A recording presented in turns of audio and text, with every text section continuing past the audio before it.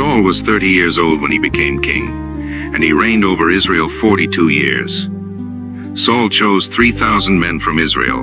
2,000 were with him at Michmash and in the hill country of Bethel, and 1,000 were with Jonathan at Gibeah in Benjamin. The rest of the men he sent back to their homes. Jonathan attacked the Philistine outpost at Geba, and the Philistines heard about it. Then Saul had the trumpet blown throughout the land and said, "Let the Hebrews hear. Saul has attacked the Philistine outpost, and now Israel has become obnoxious to the Philistines." And the people were summoned to join Saul at Gilgal. The Philistines assembled to fight Israel with 3,000 chariots, 6,000 charioteers, and soldiers as numerous as the sand on the seashore. They went up and camped at Michmash, east of Bethaven. When the Israelites saw that their situation was critical and that their army was hard-pressed, they hid in caves and thickets, among the rocks and in pits and cisterns. Some Hebrews even crossed the Jordan to the land of Gad and Gilead. Saul remained at Gilgal, and all the troops with him were quaking with fear. He waited 7 days, the time set by Samuel, but Samuel did not come to Gilgal, and Saul's men began to scatter. So he said, "Bring me the burnt offering and the fellowship offerings." And Saul offered up the burnt offering. And just as he finished making the offering, Samuel arrived, and Saul went out to greet him. "What have you done?" "When I saw that the men were scattering, and that you did not come at the set time, and that the Philistines were assembling at Michmash, I thought, now the Philistines will come down against me at Gilgal, and I have not sought the Lord's favor. So I felt compelled to offer the burnt offering." "You have done a foolish thing. You have not kept the command the Lord your God gave you. If you had, he would have established your kingdom over Israel for all time. But now your kingdom will not endure. The Lord has sought out a man after his own heart and appointed him ruler of his people, because you have not kept the Lord's command." Then Samuel left Gilgal and went up to Gibeah in Benjamin, and Saul counted the men who were with him. They numbered about 600. Saul and his son Jonathan and the men with them were staying in Gibeah in Benjamin, while the Philistines camped at Michmash. Raiding parties went out from the Philistine camp in 3 detachments. One turned toward Ophrah in the vicinity of Shual, another toward Beth-horon, and the third toward the borderland overlooking the valley of Zeboim facing the wilderness. Not a blacksmith could be found in the whole land of Israel, because the Philistines had said, "Otherwise the Hebrews will make swords or spears." So all Israel went down to the Philistines to have their plow points, mattocks, axes, and sickles sharpened. The price was 2/3 of a shekel for sharpening plow points and mattocks, and 1/3 of a shekel for sharpening forks and axes, and for repointing goads. So on the day of the battle, not a soldier with Saul and Jonathan had a sword or spear in his hand. Only Saul and his son Jonathan had them. Now a detachment of Philistines had gone out to the pass at Michmash.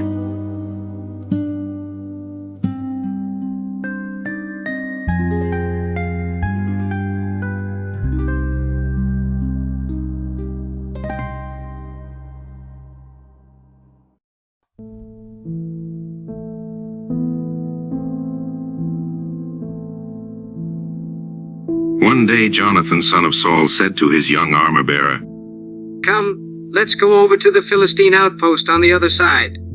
But he did not tell his father. Saul was staying on the outskirts of Gibeah under a pomegranate tree in Migron. With him were about 600 men, among whom was Ahijah, who was wearing an ephod. He was a son of Ichabod's brother Ahitub, son of Phinehas, the son of Eli, the Lord's priest in Shiloh. No one was aware that Jonathan had left. On each side of the pass that Jonathan intended to cross to reach the Philistine outpost was a cliff. One was called Bozez, and the other Sena. One cliff stood to the north toward Michmash, the other to the south toward Geba. Jonathan said to his young armor-bearer, "Come, let's go over to the outpost of the uncircumcised men. Perhaps the Lord will act in our behalf. Nothing can hinder the Lord from saving, whether by many or by few." "Do all that you have in mind. Go ahead. I am with you, heart and soul." "Come on then. We will cross over toward them and let them see us. If they say to us, 'Wait there until we come to you,' we will stay where we are and not go up to them. But if they say, 'Come up to us,' we will climb up, because that will be our sign that the Lord has given them into our hands." So both of them showed themselves to the Philistines. "Look," said the Philistines, The Hebrews are crawling out of the holes they were hiding in. The men of the outpost shouted to Jonathan and his armor-bearer, "Come up to us and we'll teach you a lesson." So Jonathan said to his armor-bearer, Climb up after me. The Lord has given them into the hand of Israel. Jonathan climbed up using his hands and feet, with his armor-bearer right behind him. The Philistines fell before Jonathan, and his armor-bearer followed and killed behind him. In that first attack, Jonathan and his armor-bearer killed some 20 men in an area of about half an acre. Then panic struck the whole army, those in the camp and field and those in the outposts and raiding parties, and the ground shook. It was a panic sent by God. Saul's lookouts at Gibeah in Benjamin saw the army melting away in all directions. Then Saul said to the men who were with him, Muster the forces and see who has left us. When they did, it was Jonathan and his armor-bearer who were not there. Saul said to Ahijah, Bring the ark of God. At that time it was with the Israelites. While Saul was talking to the priest, the tumult in the Philistine camp increased more and more. So Saul said to the priest, Withdraw your hand. Then Saul and all his men assembled and went to the battle. They found the Philistines in total confusion, striking each other with their swords.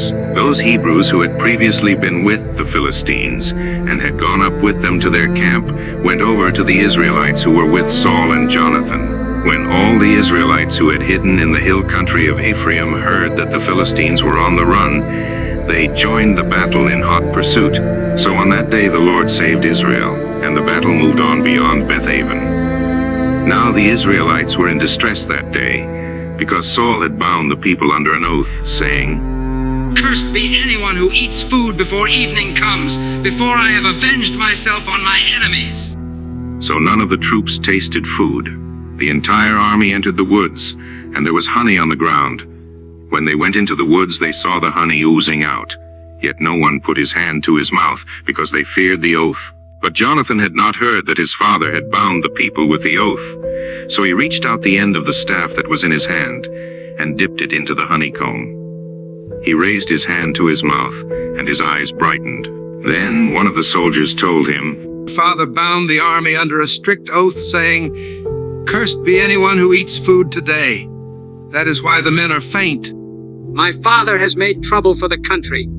See how my eyes brightened when I tasted a little of this honey. How much better it would have been if the men had eaten today some of the plunder they took from their enemies. Would not the slaughter of the Philistines have been even greater? That day, after the Israelites had struck down the Philistines from Michmash to Aijalon, they were exhausted. They pounced on the plunder, and taking sheep, cattle, and calves, they butchered them on the ground and ate them together with the blood.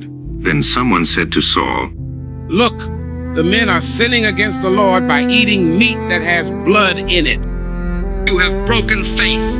Roll a large stone over here at once. Go out among the men and tell them, Each of you bring me your cattle and sheep, and slaughter them here and eat them. Do not sin against the Lord by eating meat with blood still in it. So everyone brought his ox that night and slaughtered it there. Then Saul built an altar to the Lord. It was the first time he had done this. Saul said, Let us go down and pursue the Philistines by night and plunder them till dawn, and let us not leave one of them alive. Do whatever seems best to you. Let us inquire of God here. Shall I go down and pursue the Philistines? Will you give them into Israel's hand? Come here, all you who are leaders of the army, and let us find out what sin has been committed today. As surely as the Lord who rescues Israel lives, even if the guilt lies with my son Jonathan, he must die. You stand over there. I and Jonathan, my son, will stand over here. Do what seems best to you. Then Saul prayed to the Lord, the God of Israel. Why have you not answered your servant today? If the fault is in me or my son Jonathan, respond with Urim. But if the men of Israel are at fault, respond with Thummim. Jonathan and Saul were taken by lot, and the men were cleared. Cast the lot between me and Jonathan, my son. And Jonathan was taken. Tell me what you have done.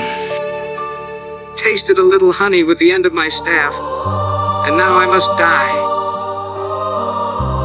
May God deal with me, be it ever so severely, if you do not die, Jonathan. Should Jonathan die? He who has brought about this great deliverance in Israel? Never. As surely as the Lord lives, not a hair of his head will fall to the ground, for he did this today with God's help. So the men rescued Jonathan, and he was not put to death. Then Saul stopped pursuing the Philistines, and they withdrew to their own land. After Saul had assumed rule over Israel, he fought against their enemies on every side: Moab, the Ammonites, Edom, the kings of Zobah, and the Philistines. Wherever he turned, he inflicted punishment on them. He fought valiantly and defeated the Amalekites, delivering Israel from the hands of those who had plundered them. Saul's sons were Jonathan, Ishvi, and Malchishua. The name of his older daughter was Merab, and that of the younger was Michal. His wife's name was Ahinoam, daughter of Ahimaaz. The name of the commander of Saul's army was Abner, son of Ner, and Ner was Saul's uncle. Saul's father Kish and Abner's father Ner were sons of Abiel.